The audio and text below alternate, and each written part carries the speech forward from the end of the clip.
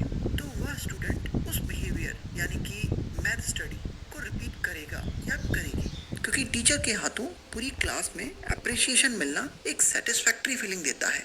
Similarly, अगर class में teacher एक स्टूडेंट को टाइम से स्कूल ना आने के लिए पनिश करती है, तो फ्यूचर में उस स्टूडेंट के लेट आने के चांसेस कम हो जाएंगे, क्योंकि उसका स्कूल में लेट आने का बिहेवियर उसको टीचर के हाथों पनिशमेंट दिलाता है, जो कि एक एम्बैरेसिंग और डिस्कम्फर्टिंग इफेक्ट है स्टूडेंट के लिए, सबके सामने टीचर से मार खाना या डांट खाना। इसलिए स्टूडेंट उस डिस्कम्फर्ट से बचने के लिए अपने लेट आने के बिहेवियर को रिपीट नहीं करेगा।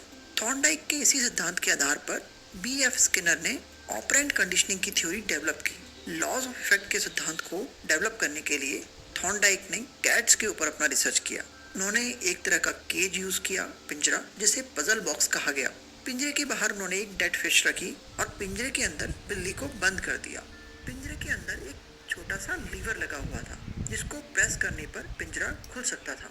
थॉर्नडाइक यह स्टडी करना चाहते थे कि कैट को पिंजरे से बाहर आने में कितना टाइम लगता है। क्या समय के साथ कैट ये लर्न कर पाएगी कि लीवर को प्रेस करने से पिंजरा खुल जाता है। यह एक्सपेरिमेंट कुछ इस तरह हुआ। जब कैट को अंदर बंद किया गया तो कैट ने बाहर आने के लिए पिंजरे में ही हाथ पांव मारना शुरू किया, और जब अचानक ही कैट ने लीवर को एक्सीडेंटली प्रेस किया तो पिंजरा खुल गया और कैट ने फटाफट बाहर आकर फिश खा ली। एक सेटिस्फैक्टरी रिजल्ट मिला कैट को। ऐसा हुआ तो कैट को फिर कई बार इस प्रोसेस से गुजारा गया और हर बार कैट के पिंजरे से बाहर आने के टाइम को नोटिस किया गया।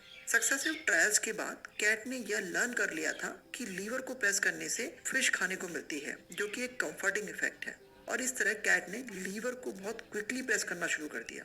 रिपीटिशन के साथ हर बार कैट के लीवर को प्रेस करने का टाइम कम होता चला गया।